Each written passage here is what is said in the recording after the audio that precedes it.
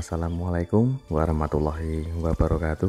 Salam Rahayu, Rahayu, Rahayu. Jumpa lagi dengan saya di channel New Edi Software Tutorial. Di kesempatan kali ini saya akan unboxing kiriman dari salah satu sahabat subscriber. Beliau asal Riau. Beliau cukup lumayan jauh untuk lokasi pengiriman infonya, yaitu beliau mengirim handphone Samsung A52 teman-teman.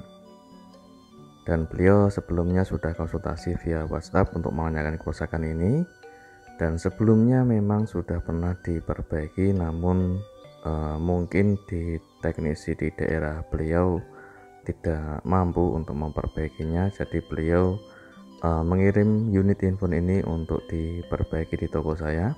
Saya coba untuk pengecekan dulu setelah saya unboxing teman-teman. Oke, untuk di bagian konektor baterai seharusnya jangan dipasang ya teman-teman apabila di bagian ini, yaitu di bagian konektor motherboard atau di bagian soket konektor mesin itu patah separuh teman-teman. Jadi rusak seperti ini kondisinya. Kalau memang kondisinya seperti ini, kalau saran saya baterainya dilepas dulu, jangan dipaksa untuk pemasangan soket konektor baterai, karena bisa menyebabkan konslet teman-teman. Oke, kita langsung saja untuk proses perbaikannya. Untuk di bagian kamera, usahakan lindungi dulu di bagian lensa kameranya agar tidak mudah kotor teman-teman. Dan kita cek untuk di bagian ini, yaitu di bagian kerusakannya di bagian soket konektor motherboard atau di bagian soket konektor mesin. Separuh dari soketnya itu patah setengah ya teman-teman, atau sudah rusak. Kita coba untuk melepas di bagian soket konektornya. Kita gunakan flux secukupnya saja dan kita menggunakan blower dengan suhu panas di angka 3, sedangkan anginnya di angka 2 teman-teman. Untuk jaraknya juga jangan terlalu dekat, jadi jaraknya kurang lebih sekitar 2-3 cm. Pelan-pelan untuk mengambil soket konektornya agar tidak bikin kaki pin yang ada di PCB itu rusak teman-teman. Setelah kita melepas soket konektornya, kita bersihkan dan kita tambahkan flux secukupnya saja, dan kita bisa memberikan timah cair atau timah pasta untuk meratakan yaitu pin konektor yang ada di PCB menggunakan good wick teman-teman. Setelah rata untuk soket konektor yang ada di pin pada PCB, kita tambahkan flux dan kita tambahkan timah cair. Tujuannya untuk memberikan timah baru ke bagian pin konektor yang ada di PCB. Setelah itu kita bisa memblower sebentar seperti ini, tujuannya agar lebih matang di bagian timahnya. Lalu kita cek ulang untuk di bagian setiap pin kaki konektornya, dan juga kita cek di bagian komponennya. Jika komponen masih utuh dan timah sudah sama rata, kita gunakan untuk penggantian soket konektor yang baru.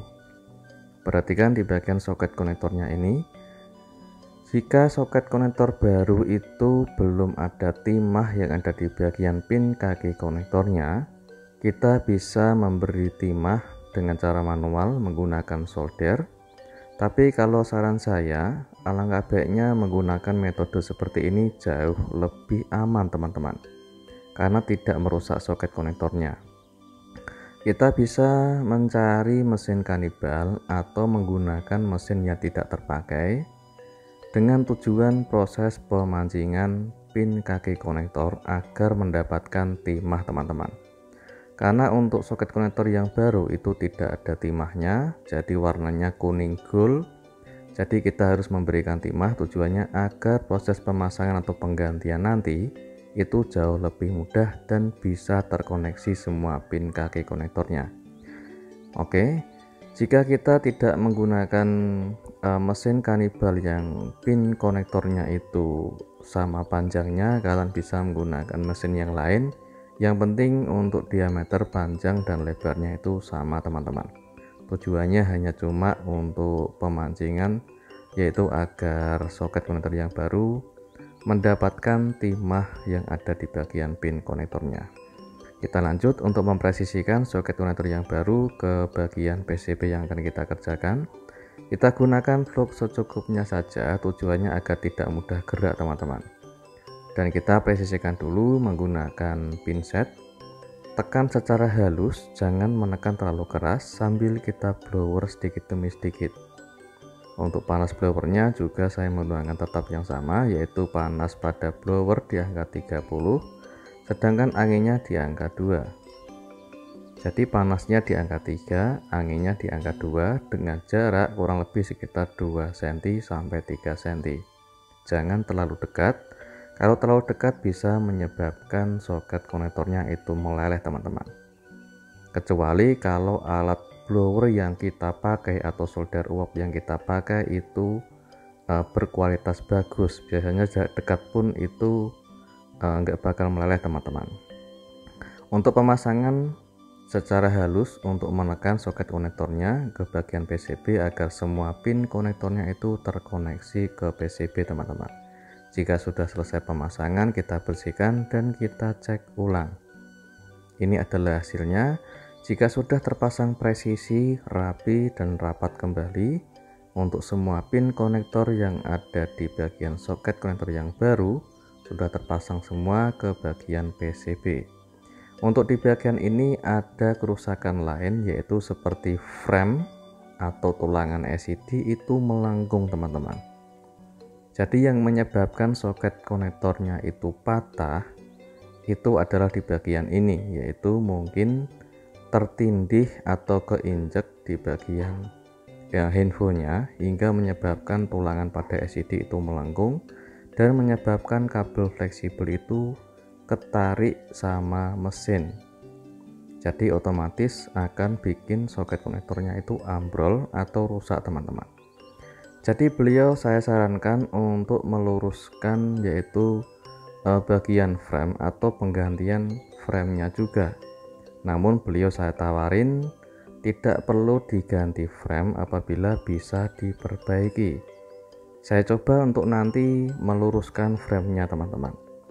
Kita lanjut dulu. Untuk proses ini saya menggunakan yaitu lem PCB atau cairan PCB atau pelapis PCB teman-teman. Ini adalah cairan pelapis PCB.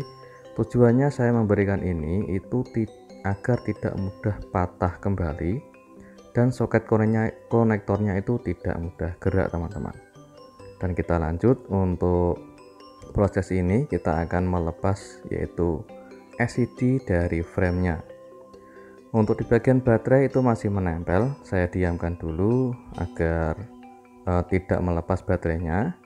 Dan jangan lupa untuk menggunakan alat separator. Jika ada baterainya itu dikasih tatakan ya teman-teman, agar tidak mudah ikut panas di bagian baterainya. Dan kita bisa menggunakan minyak kayu putih secukupnya saja. Tujuannya untuk melemahkan lem yang ada di bagian samping LCD. Dan kita gunakan mika tipis yang lentur, tujuannya untuk mencari celah seperti ini, yaitu memasukkan mika ke bawah LCD. Di tahap ini sangatlah berisiko teman-teman. Meskipun dibilang sepele hanya untuk melepas frame, karena LCD ini sangatlah mahal, jadi harus hati-hati untuk proses pembongkarannya. Kalau saran saya, kalau tidak terbiasa atau belum terbiasa untuk melakukan hal yang seperti ini, itu janganlah dicoba-coba teman-teman. Kalau hanya sekedar coba-coba itu nanti bisa berisiko LCD ikut rusak. Apalagi harga LCD-nya itu sangat mahal teman-teman. Untuk di bagian ini sudah kita lepas untuk LCD dari frame. Dan perhatikan di bagian framenya melengkung sangat parah teman-teman. Jadi apabila dipaksa terus-menerus itu juga bisa merusak mesin, apalagi juga bisa merusak LCD. Jadi beliau saya sarankan untuk apabila tidak pengen mengganti frame, karena framenya ini di bagian samping retak ya teman-teman.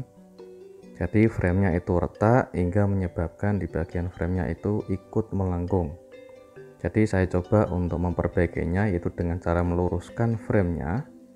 Agak sulit memang, jadi harus hati-hati. Jika menekannya terlalu keras itu bisa patah teman-teman. Kalau patah nanti bisa menyebabkan frame rusak dan harus kita mengganti frame yang baru. Kalau masih original bawaan dan mempertahankan warna dari bawaan handphone ini saya coba untuk memperbaikinya. Jika sudah presisi lurus, ini adalah frame yang bekas yang saya punya. Ini saya menggunakan mempunyai frame bekas original bawaan tapi warna hitam.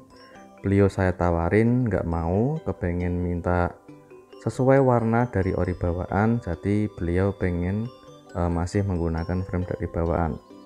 Sedangkan untuk di bagian frame yang retak atau di bagian tulangannya retak seperti ini, kita bisa menambal menggunakan lem Korea atau lem Alteco teman-teman.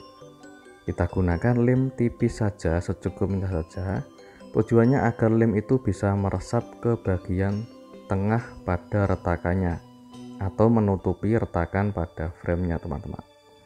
Jika sudah selesai, kita perbaiki untuk framenya sudah kembali lurus. Kita coba untuk cek menggunakan LCD seperti ini, atau kita tempelkan LCD-nya dulu. Kita cek apakah presisi atau belum. Perhatikan sudah presisi ya teman-teman, jadi framenya sudah kembali lurus meskipun agak sulit memang karena untuk framenya ini sangat tebal ya teman-teman, atau bahannya itu sangat keras. Jika tidak hati-hati bisa menyebabkan frame ikut patah teman-teman. Oke, kita lanjut untuk pengecekan fungsi LCD setelah kita selesai untuk pembongkaran LCD dari frame. Apakah ada cacat seperti garis, tompel, ataupun bahkan ada yang fatal. Tapi alhamdulillah setelah handphone menyala, LCD-nya masih bisa tampil dengan jernih bersih teman-teman. Sekarang kita coba untuk cek fungsi dari touchscreen-nya. Apakah touchscreen masih bisa berfungsi dengan normal atau tidak. Oke, untuk touchscreen masih nyaman dipakai teman-teman. Meskipun resikonya sangat tinggi, harus dilakukan dengan hati-hati dan juga harus konfirmasi dulu sama pelanggan. Apabila beresiko itu harus diomongin dulu atau dibicarakan sama pelanggan. Apabila resikonya itu LCD rusak, ya mending kalau beliau itu ragu, jangan dipaksa untuk pembongkaran LCD dari frame teman-teman. Karena resikonya sangat fatal. Apabila LCD rusak, nanti bisa menyebabkan penggantian LCD yang cukup lumayan mahal untuk LCD yang original. Kalau menggunakan LCD yang KW, otomatis beliau akan kecewa teman-teman. Jadi saya berusaha untuk mengerjakan semaksimal mungkin untuk mengurangi risiko atau menghindari risiko. Sekarang kita coba untuk proses pemasangan. Kalau untuk di bagian lubang fingerprint khususnya dan juga lubang kamera depan, apabila kita proses pengerjaan harus ditutupi dulu menggunakan solasi. Setelah kita kepengen pemasangan LCD ke frame, baru solasinya dilepas teman-teman. Tujuannya agar sensor sidik jari tidak kemasukan debu dan di bagian lubang kamera depan juga tidak kemasukan debu. Sambil kita menunggu lemnya kering dan sambil saya cas, dan ini adalah hasilnya. Kita cek ulang apakah terpasang presisi atau tidak teman-teman. Oke, perhatikan pada LCD ke framenya yang sudah menempel dan lemnya sudah kering. Alhamdulillah sudah terpasang presisi dan rapat kembali teman-teman. Dan juga untuk framenya kembali lurus tanpa kita mengganti frame yang baru.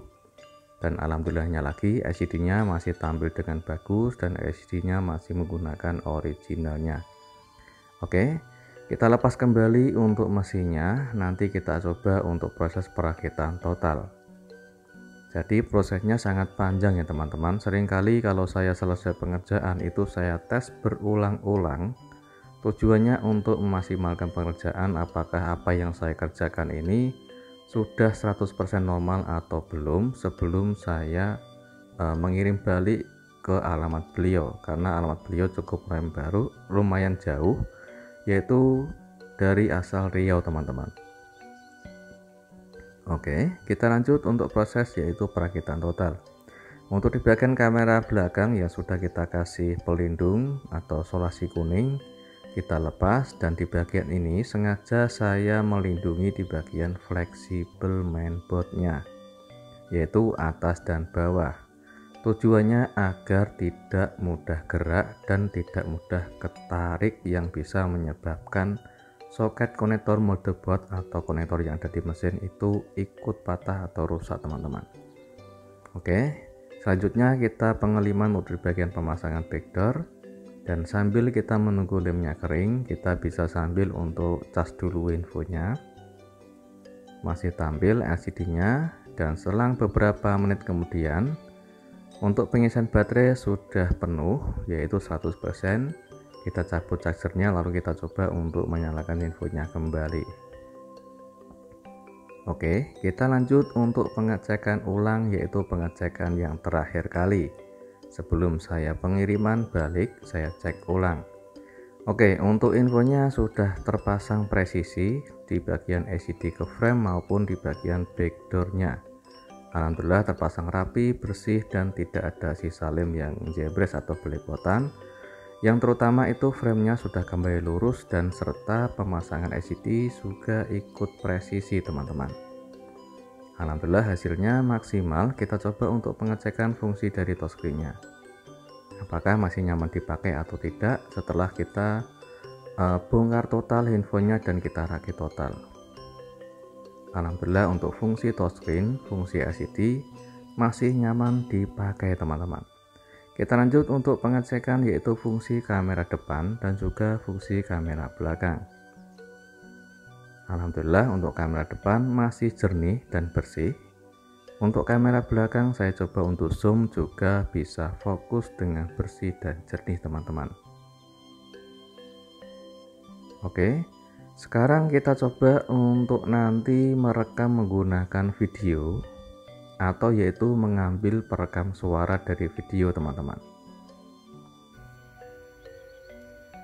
Cek tes dicoba lo. Assalamualaikum warahmatullahi wabarakatuh. Cek dicoba lo.